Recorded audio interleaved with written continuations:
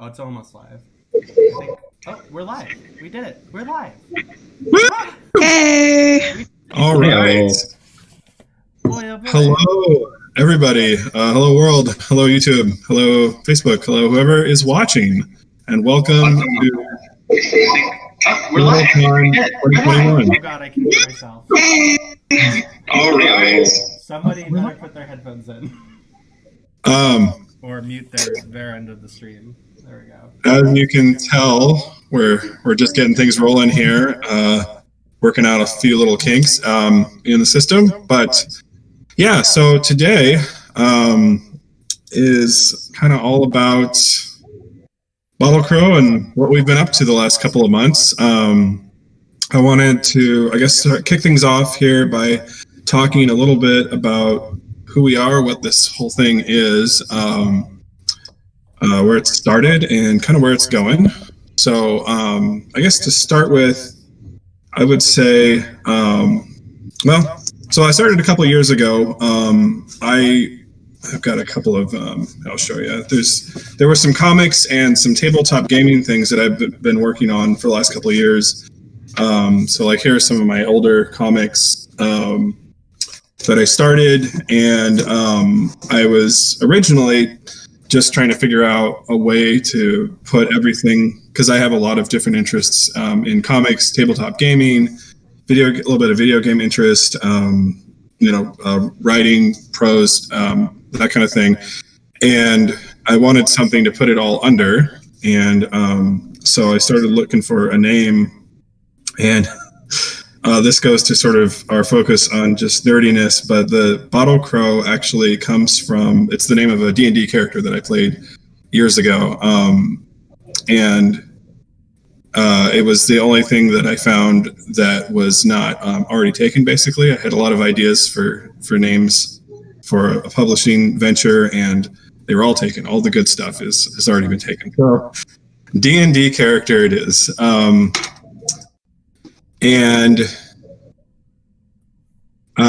So I settled on Bottle Crow, and I've been working on comics and tabletop gaming. Those are the two main focuses over the last couple of years, and especially this year. This year, we kind of got, I guess, officially started. This year is kind of the official start. We really started working on stuff last year. And before that, there's been some work that's been happening, but it's mostly been us trying to test the waters and put things out and sort of see, how it's going to work and what people are responding to. So this year we have now turned Bottle Crow from just sort of my little publishing venture into a kind of an artists and writers and designers co-op. And so we have, there are 5 of us involved now. There's myself, Savannah Irvin, Tom Caraway, Nanette Clouds, Josephine Cloud. If everybody say hi. And Jim Furry. And so that's kind of the Bottle Crow team at this point. And so my focus, I kind of dabble in all of the stuff, but my focus right now is on 2 things. I'm working on Brendata, which we're going to do some demoing of here in just a little bit. And that's a 5th edition D&D campaign setting created by Tom. And so I'm helping to design part of that, but mostly focused on doing illustration and a little bit of visual development for the world. And then Tom is going to be, well, he'll tell you in just a second here. We'll get to that. But so that's the one thing I'm working on. And then the other thing I've got going is I've started a new comic series that should be out here in spring, probably in the next month or so, called After. And that's a comic book series, it's an anthology style of storytelling, but with recurring characters. and it's about what happens to people when they die and they go into the afterworld, and what that experience is like, and what it means, and all that kind of stuff. So each issue will focus on a different person who passes away and goes into the afterlife. And yeah, that's about all I've got going for myself right now. And then the other thing I'm working on is so with Savannah Urban here, Savannah Urban Villa, she is working on a comic called, well, right now it's just called Fire and Panzik, because it's based on this a comic I did a couple of years ago.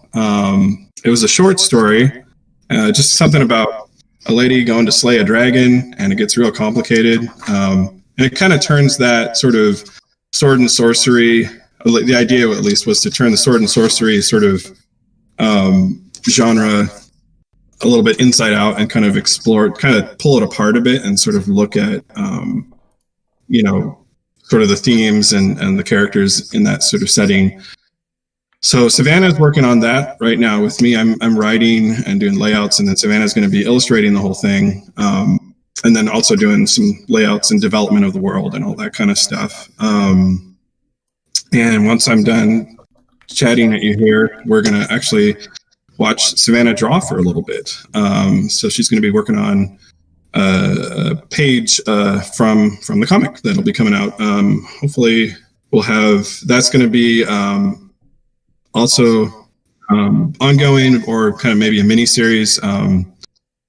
We're still kind of developing it, but that'll issue 1 should be out by October. We're going to so that's what Savannah's working on. Savannah, did you want to say anything about that?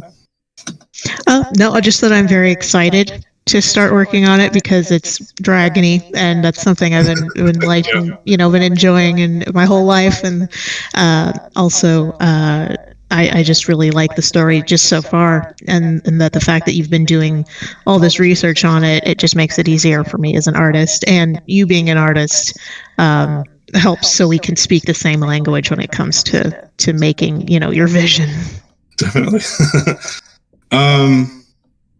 So yeah, actually, Tom, you want to talk a little bit about Brendata? Yeah. So Brendata came about out of a world I developed years and years and years ago, that I ran a campaign in back in the 2E, and it ran long enough that it made it to 3.5. And then eventually that game ended, and I went on and did a lot of other things. And just in the last couple of years, kind of came back to gaming, and found I still had this world sitting there, and all my notes on it. And there was this part of the world that I'd always been interested in, but had never explored during that campaign, and that was Brendata, this set of islands kind of in the middle of the ocean, and what was going on there. And so I kind of started figuring out what is going on there, and developing a lot of materials and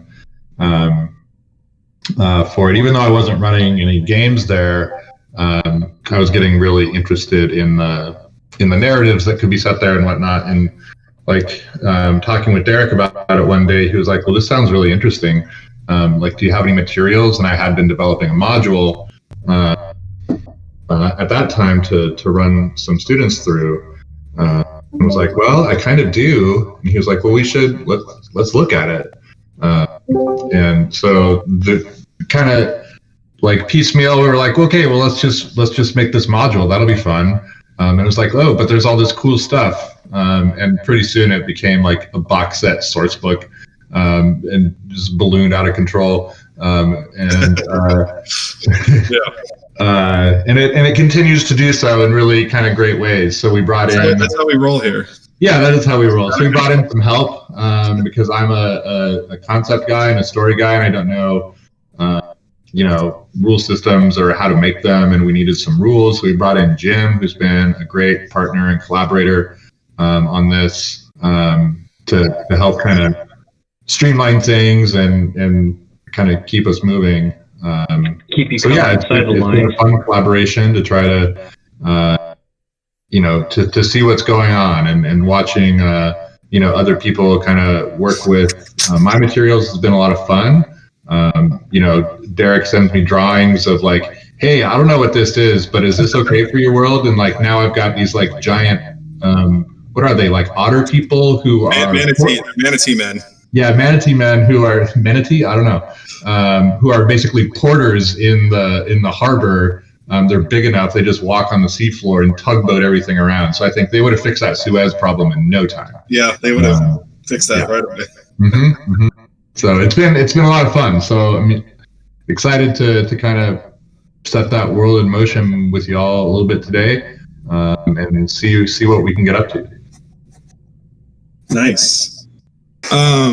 Great. And then, Nanette, do you want to talk about what you're working on? Yeah. Right now I'm just drawing a little bottle crow. But I also do other things. I make a webcomic called Skeletons in the Closet. It's a horror drama thing. It's on Tapas. You can read it on that website. And it has skeletons doing goofy things, and it has also things that aren't as goofy, like murder and intrigue. And so you should read that. It was in Terrain a couple years back. If you're a Spokane person who knows what Terrain is, that's my claim to fame. But yeah, for Bottle Crow, I'm working on. It was called Dark Matters at one point, but then I realized there were several other things called Dark Matters. So now it's just the untitled Space Pirate comic, which I'm going to bring up the scans I did of it a while ago and show those off. But it's about a band of space pirates who do things in space. They steal data. They steal iPads. And they do crimes, and then there's going to be a bounty hunter who shoots at them and stops them from doing crimes. Maybe? We don't know yet. We'll find out. Yeah, I'm excited. I think it's going to be amazing. It's going to be a fun, goofy little project. Here's a good page. I really like this page. But yeah. There's weird spaceships, spooky aliens, spooky ancient alien stuff. Everyone is a furry, except for the people that get shot and die instantly. Nice people. And it's gonna be a great fun time. It's gonna be lovely. I'm very excited to be finishing it up and doing it for this venture. Yeah. Great. So that's kind of the crew, the bottle crew. And that's what we're working on. We're going to go a little bit more into that later. So what we're going to do today is we're going to kind of hop around, and everybody's going to be working on some live art and or some game demoing. But to kind of kick things off here, we're going to see what Savannah is up to, see what she's drawing. So if we can flip over. Yeah, there we go. There. Art. That's.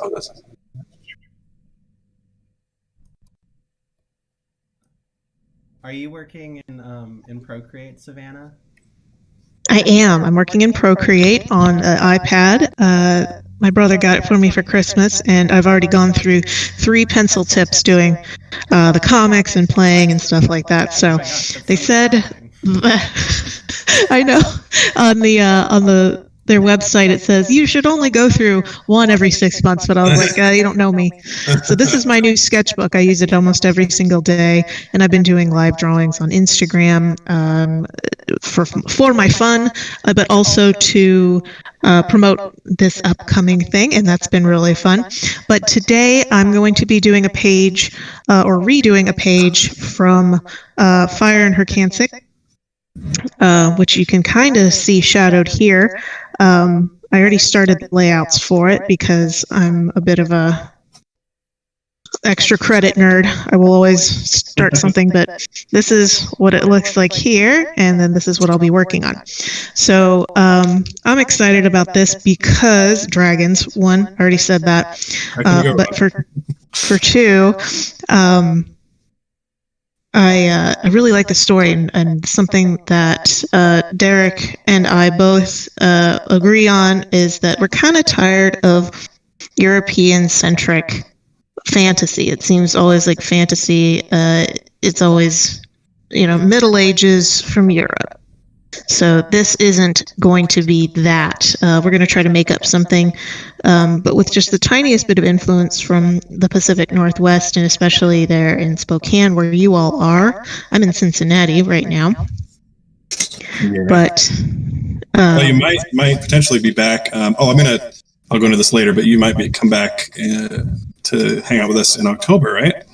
Yes, of course. Hopefully I get my Microsoft injection soon enough that I can come back in October for the Lilac City Comic-Con, which I'd love to. I miss Spokane a lot. Mostly miss the food. I got really used to the food there, man. That stuff was, oh man. All the Japanese stuff. I loved it. But coming back for that, to sit with you guys at that booth, it was so fun the last time we did it. And it was really fun doing drawings for people that are just like, you know what, could you draw me Groot, but he's holding the toe? And I thought that was just cute. People wanted characters I hadn't thought of in years, like Top Cat and stuff like that. So I got to draw for them. And that was commissions. Yeah, that was really fun. Crazy weirdness. Yeah, I've done commissions before, and what is your weirdest commission you've ever done? Because I got some stories I could share with you about weird commissions, but yeah. Oh man. I mean, I did one. The weirdest one I ever did for me back then was a Dragon Ball one of Goku, and I didn't know who the heck these characters were. I totally ignored Dragon Ball throughout my entire childhood and teenagerhood and stuff. Only recently did I get into Dragon Ball, and it just blew my mind how good it was and what I had missed, mostly because I watched it in English, and in English they didn't do as good a job promoting it on it wasn't Adult Swim, it was Toonami on Cartoon Network here. It's much sweeter than that. It's not, I mean, it is badass, there are badass characters and stuff, but it's a much sweeter story with much more interesting characters. So that was funny looking back on that. I was just like, oh, I didn't get any of that right. That drawing was completely wrong, but they still liked it, so. Nice. I think Savannah's maybe cut out a little bit. We might be having some internet issues.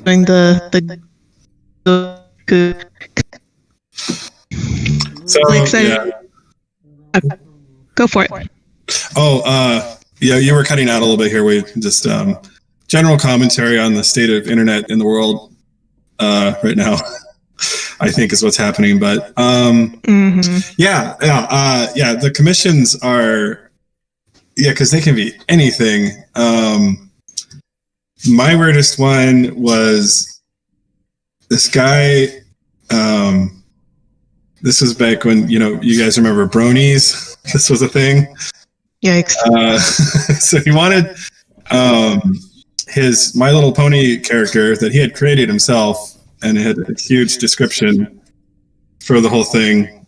And so it had like wings and a lot of very special characteristics. And it wasn't like super graphic or whatever, but it was just like a really unexpected request, for something to draw, especially at like a convention, just in a half an hour, right? Or it's like this whole character design basically. But anyway, yeah. But yeah, those are a lot of fun to do. I actually enjoy doing that myself as well. Yeah, so if you're on the chat here with us, I just posted a link to Lilac City Comic-Con, which I think is October 2nd and 3rd, and we are going to be there. hopefully all of us will be there. And it's great. We actually got a 10 foot by 10 foot booth on the corner. So like we'll have our gaming set up. We're going to have Brendata there doing some more demoing for that. And then all of our comics will be there. And we'll all be there signing comics and maybe doing some commissions and, there to talk with y'all. And, you can see kind of what's going on with us. By then, ideally, at least the plan is to have a couple of new things out. We've actually been able to hit it so far. We're trying to get something out every 2 months, and that has so far happened, which is really cool. Mostly thanks to Savannah's hard work, really. I actually finished something for the first time in a long time, too, so I'll give myself like a little bit of credit, but mostly it's Savannah cranking out the content, so thank you for that. But yeah, so actually, and speaking of that, we all of our stuff, if you're interested, I'm gonna go ahead and post it here on the chat, but everything is at either gumroad.com/BottleCrow, and those links are actually in our description as well. Okay, we've got, well, let me go ahead and, so for those of you watching, it might be a little slow, the feed.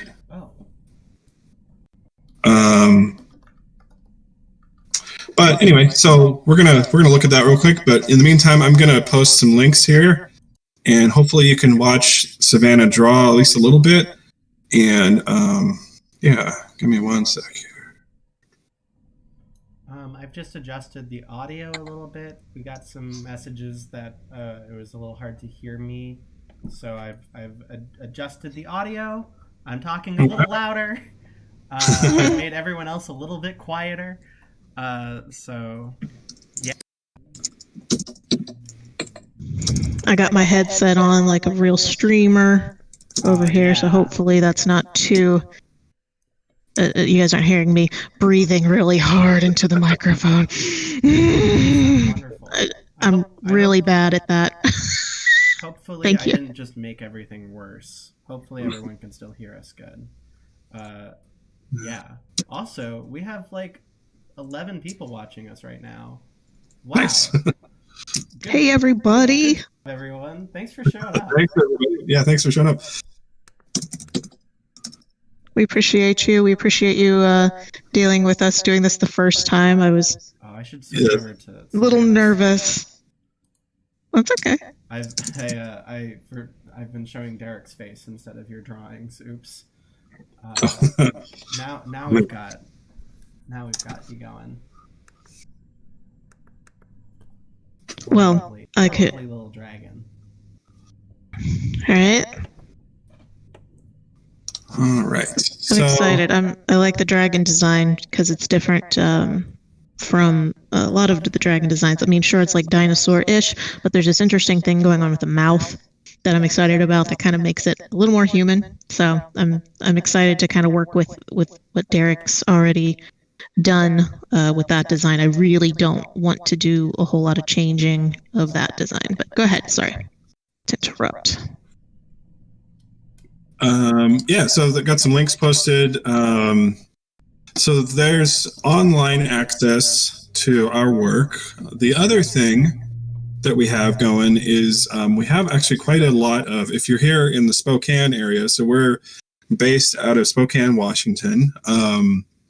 And if you are here in the Spokane area, in the Northwest, you can go to a bunch of places actually to pick up physical copies of our work. So there is in Riverfront Mall downtown, there's a shop that's all local art and literature and all kinds of amazing stuff called From Here.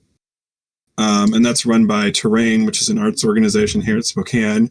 So From Here has our comics, Giant Nerd Books, another great local bookshop, also carries our comics. Monkey Biz is a kind of a newer comic book shop here in Spokane. They also carry our comics. And I am forgetting one person at least. Who am I forgetting?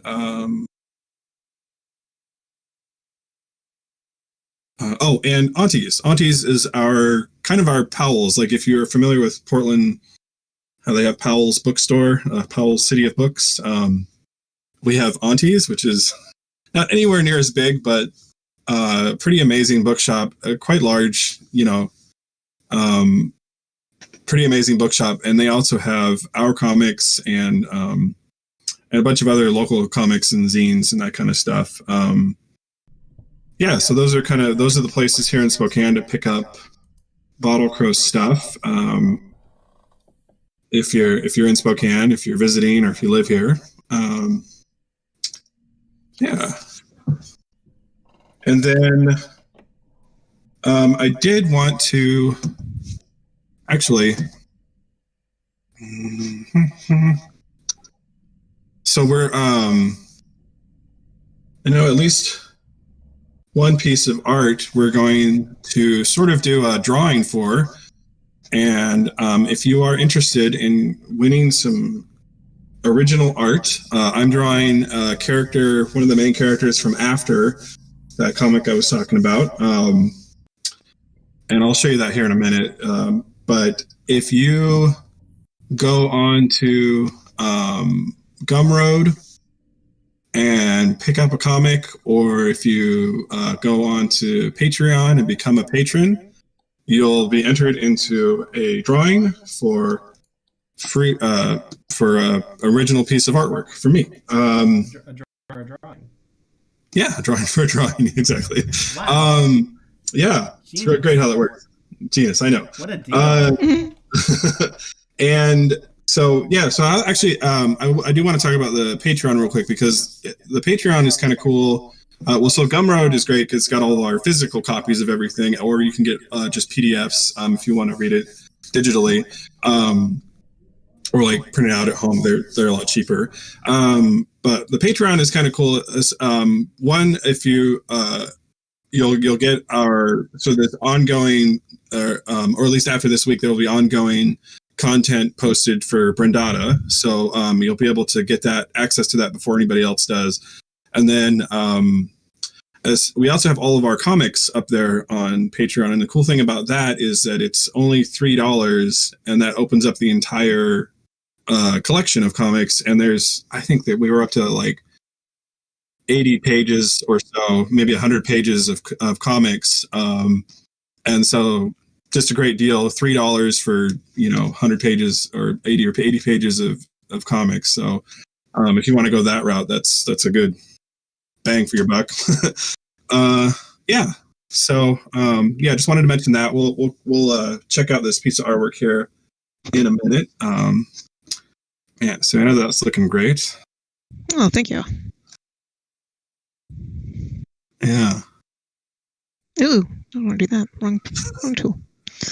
So it's interesting. This character that she's drawing, I actually, because it's developed from this short story, she doesn't have a name yet, actually, or at least not a name that I haven't settled on one.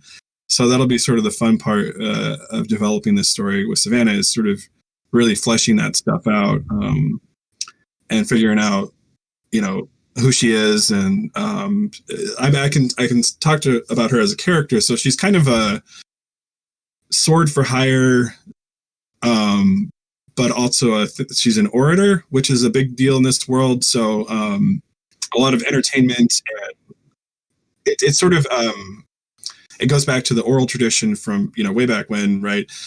And this world has kind of the same thing where you get your news, your entertainment, your stories, history. All of that is sort of comes from these people who wander around Hyrcania, which is sort of the land where the story takes place. They wander around and they tell, they talk to people, and they tell stories. They give people the news. They sort of update about what's going on. And this character, she's one of those. So that's the other thing that she does. So she has sort of special knowledge about the history of the world and the dragons in particular. There's more dragons in this world, not just this one that we see in the scene. And so she's sort of particularly well suited to interact with the dragons and to kind of like deal with the events of the story as they unfold. But yeah, that's kind of who she is. She's sort of it's a little bit like I did want to draw a little bit from Conan, sort of this wandering, burly swords person. But again, sort of take that genre and sort of play with it and kind of turn it inside out a little bit, pull it apart, and kind of look at it a little more, critically, and kind of play, add things and all that. Yeah. So that is that. Yeah, Savannah, did you have anything else you wanted to talk about with what you're drawing there? Or? So you go ahead. Yeah, go ahead. No. Ask a question. One thing that I think, are you going to do a lot of your work? There's this really bold sort of black line, and then you'll do these sort of tones that we. Are you going to do that kind of the same deal here, or are you going to try something a little different? I'll probably stick to what I know as far as that goes, so keep doing that. I do like this style, though, and that you already had in it. It's like a tapestry almost, which I think is beautiful. So I want to try to pull more of that back in to it, like fantasy tapestry. Mm-hmm.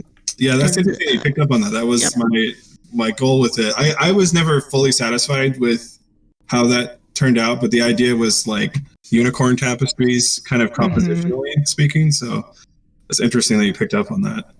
Yeah. I really don't want to change too much from it. I mean, it's just, to me, it's just going to be your story in my style, but trying to keep with that same kind of fantasy feeling that you brought in. So that's what I'm going to do. And I do want to use a lot of blacks. In the original one, you can see that there are... It's almost like Frank Miller in so much as the solid black. It's funny that you can see there, and that's something I want to do because I love that style. Yeah. Actually, here, I'll post the link here too. We got our first comics review, a little while back. Let me see if I can find this. From it's called Small Press Express. There it is. Yeah, it's a pretty interesting review. He let's see if it's right here. Part of the review compares our stories a little bit to, like, I guess, Frank Miller, which is interesting because I'm not a big fan of Frank Miller. I never have been, so it's weird. It's always interesting. Like, we never know what readers are going to respond to, and you know what I mean, the connections that they're going to make. And I find that kind of fascinating, like hearing sort of these weird connections that like I said, I'm not a Frank Miller fan, so I never in my wildest dreams would have said, like, oh yeah, I'm going for Frank Miller thing, and or would have imagined that somebody would have compared it to that. Yeah. No, I thought that was an interesting view from him as well. It's not something I would have considered either. I like Frank Miller's style. Can't say I'm a huge fan of his directing, but I do like his art style. Yeah, and just looking at objectively, like at the art itself. Yeah. I just love the use of spot blacks and stuff like that. Not only does it really help later speed up the process, but it's so bold and it looks so cool on the page. It's like sometimes in his work I noticed that you could almost see your own reflection. The pages were so black sometimes. Oh, yeah. So right. I just always thought that was really wild. And with these characters, they have dark straight hair. very Frank Frazetta-y kind of thing. And so that's also something I'm excited about. These are things that I learned about in college, and they're like, but you're never going to get a job doing that kind of thing. So I like to kind of show them that, yeah, you kind of do. You can if you're bold enough for it. Right. If you got a heart. Yeah, and the Frazetta influence probably a little more intentional. Totally. Yeah, especially with that black sort of cowled hair. But anyway. Well. So we're gonna check back in with you here in just a bit. Yeah. Thanks for watching, guys. Yeah, so let's go ahead and check in with Tom and Jim. Are you guys feeling it right now for some demoing? Yeah, I am ready. Okay. If Jim is ready, he's over in roll 20, so we'll probably want to share his screen, and then let me see if I can get our fourth player in. Okay. Great.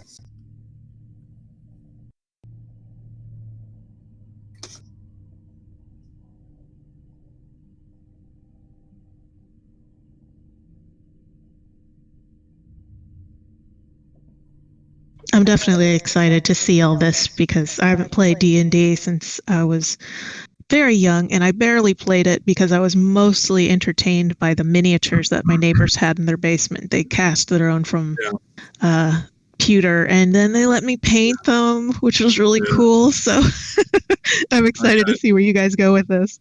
Tom, we're all going to come over and play with your minis collection. Tom has an epic minis collection from back in the day. He has a lot of actually, like mine turns out to be pretty paltry compared to Jim.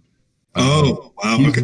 He's an actual maniac, and like he's a good painter too. So like mine are all unpainted because like I'm a poet and I work with words, and like it looked like I was drawing with crayon if I try to paint them. But he's a really he's a good painter. So like his stuff is a lot of fun to play with, and he's got a lot of like ship stuff going already too, kind of mods on like Dreadfleet stuff, and so nice. There's a lot of good mini stuff, and like the ships just represent so well as miniatures. I don't know. Hopefully someday we'll maybe be able to like take your drawings, Derek, and render them into like 3D files and get them printed up, and so you could buy the Arlata. At least. Yes. Right. Well, it's so cool. Getting ever easier every year. I mean, it's right.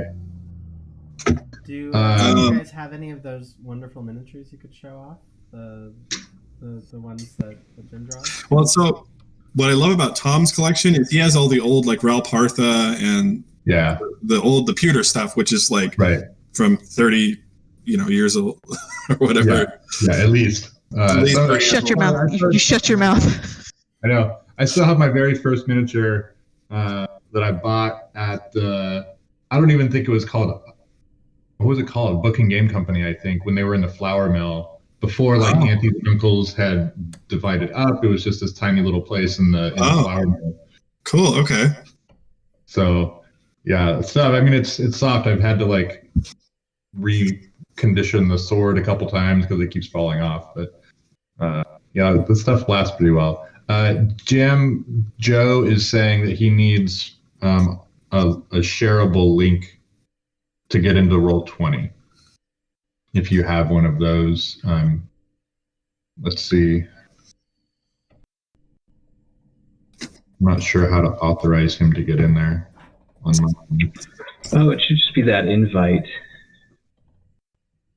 Yeah, he's just saying it says he's not authorized.